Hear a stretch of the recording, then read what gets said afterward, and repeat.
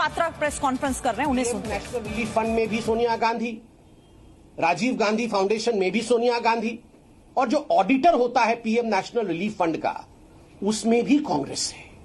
कम से कम ऑडिटर, अगर ये सब घपले हो रहे थे, पकड़ में क्यों नहीं आ रहा था? ये तो आप सवाल पूछेंगे, ये देश भी सवाल पूछेगा, क्यों पकड़ में नहीं आ रहा था? बंधुओं, इसलिए पकड़ में नहीं आ रहा था क्योंकि ऑडिटर भी परिवार का ही था, और ऑडिट कंपनी का नाम था ठाकुर वैद्यनाथन अय्यर कंपनी। ठाकुर वैद्यनाथन अय्यर कंपनी, और इसके जो फाउंडर थे, इसके जो मुख्य व्यक्ति थे, जो मुखिया थे, उनका नाम है, आप सब लिखे और देश याद भी रखे, रामेश्वर ठाकुर। रामेश्वर ठाकुर जी की मैं सीवी पढ़ता हूं। जब से पीएम नेशनल रिलीफ फंड आरंभ हुआ, जब से आरंभ हुआ, तब से 2017-18 तक, 2017-18 तक रामेश्वर ठाकुर जी इसको ऑडिट कर रहे थे। आप जानते हैं मित्रों, ये कंपनीज एक्ट कहती है कि पीएम नेशनल रिलीफ फंड का जो ऑडिटर होगा वो प्रत्येक 3 वर्षों में बदलना चाहिए। Every 3 years you have to change the auditor. मगर यहां कांग्रेस पार्टी के कारनामे को देखिए, उनके निर्भयता को देखिए।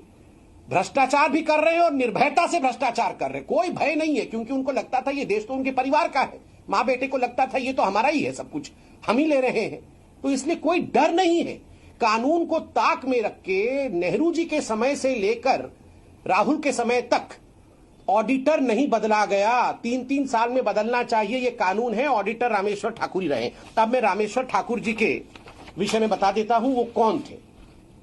रामेश्वर ठाकुर जी का सीवी सुनिए। वो कांग्रेस के पॉलिटिशियन थे। वो कांग्रेस के द्वारा पहली बार मनोनीत हुए राज्यसभा में अप्रैल 1984 टू मार्च 1990, ये जो कालखंड था, कांग्रेस ने उन्हें राज्यसभा भेजा। फिर पुनः उन्हें राज्यसभा भेजा गया कांग्रेस द्वारा अप्रैल 1990 टू मार्च 1996, 2 बार राज्यसभा में गए। उसके बाद union minister of finance, revenue and rural development and parliamentary affairs from June 1991 up to December 1994। सोचिए, ऑडिटर थे वो पीएम नेशनल रिलीफ फंड के, और वो union minister of finance, revenue थे। ये सब चल रहा था कांग्रेस के समय में। Appointed to governor of Odisha on 17 November 2004, 2004 में गवर्नर बन गए, ऑडिटर थे तब भी वो।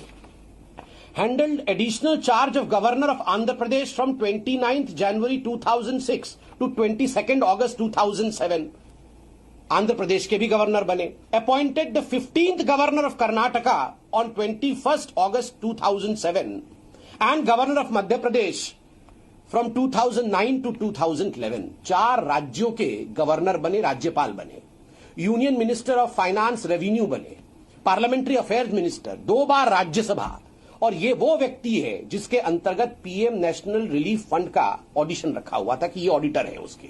और ये क्या कर रहे थे? पीएम नेशनल रिलीफ फंड से मां बेटे के कहने पर कि इतने पैसे हमें यहां दे दो, राजीव गांधी फाउंडेशन मतलब अपने घर पे, ये ट्रांसफर कर रहे थे। ये इस प्रकार का पूरा कारनामा चल रहा था। This modus operandi is not new. आप जानते हैं नेशनल हेराल्ड केस में, जिसमें मां बेटे दोनों ही बेल पे बाहर हैं, 5,000 करोड़ रुपए का गबन किया था मां बेटे ने, और इसके कारण किस प्रकार की फटकार उनको कोर्ट से पड़ी थी वो आपने देखा था, और दोनों आज बेल पे बाहर है। ठीक इसी प्रकार का मॉडस ऑपरेंडाई था। जनता के पैसे को जो ट्रस्ट के नाम पे आया है। तो संबित पात्रा को आप सुन रहे थे। निजी फायदे के लिए फंड का इस्तेमाल कांग्रेस ने किया, कांग्रेस ने देश को धोखा देने का काम किया।